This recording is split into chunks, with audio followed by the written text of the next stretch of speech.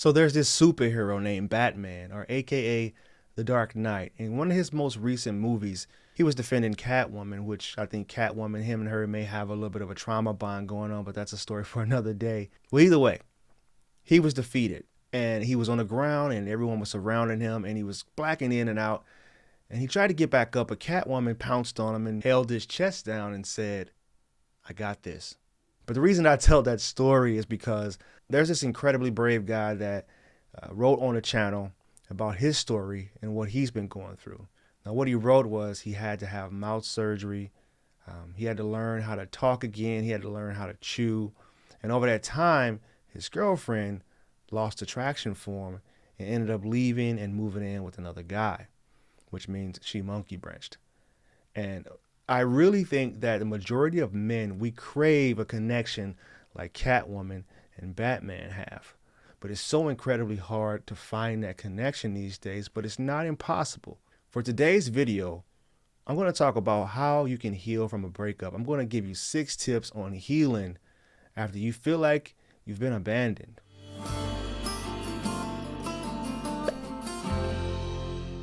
Thank you for sticking around. If this is your first time viewing me, do me a favor and subscribe to the channel.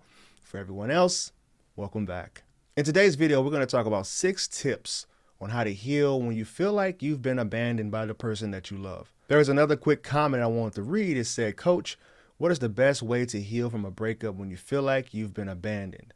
My boyfriend left me so abruptly for another person. I feel stuck." The first tip is take some space and don't accept the friendship. It's okay to pause, and I know it's going to go against your natural urge to fight and cling and claw and fight for the relationship, because for some reason people think that fighting for the relationship means becoming extra needy and becoming extra desperate.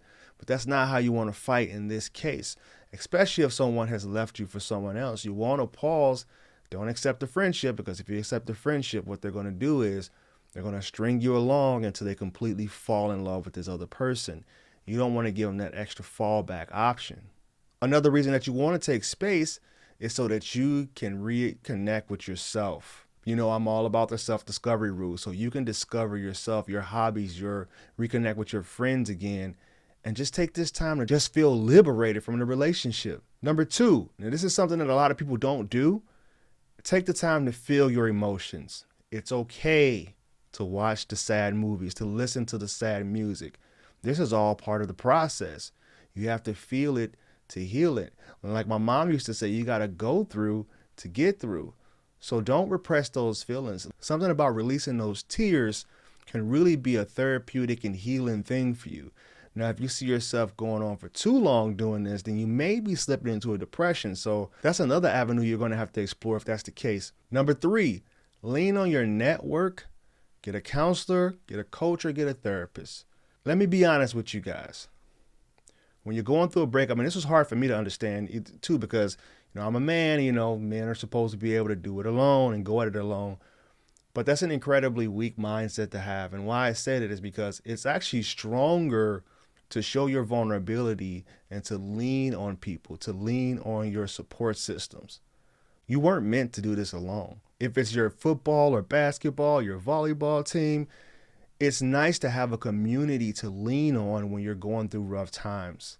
This is why I love this channel so much. This is why I love just how vulnerable you guys are with me, and I can be vulnerable with you because I know just how important it is to have support. The 4th thing you want to do is clean your space. Get rid of all the sentimental things that you may have of this person, or you may not even have to get rid of it. Maybe just put it somewhere where it's out of sight, and you can potentially go down memory lane later on if that's what you want to do. But for now, you have to get it physically out of your face. Before I get to number 5, if you guys aren't signed up for my coaching group, I will be opening next month's registration up so you can get signed up for the next month. Number 5 is take care of yourself physically, which means don't starve yourself, or try not to. I know it's easier said than done, but if you have to take a protein shake or something that's going to be a meal replacement, please do that.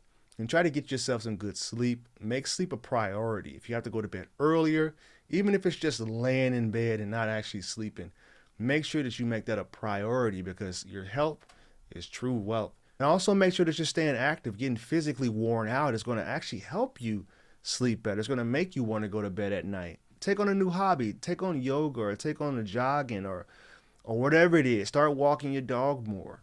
Just try to stay as physically active as you possibly can. And sixth and the last one is to be patient with yourself.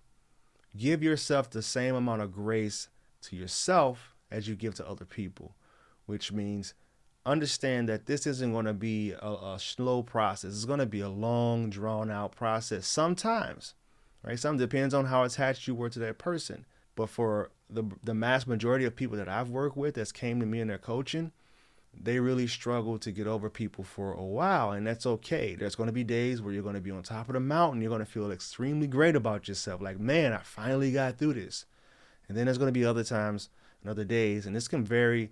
This can fluctuate all throughout the week. And there's going to be days where you just don't even want to get out of bed, or you see a notification come through, or that's his or hers, and you're going to struggle. It's going to take you way back.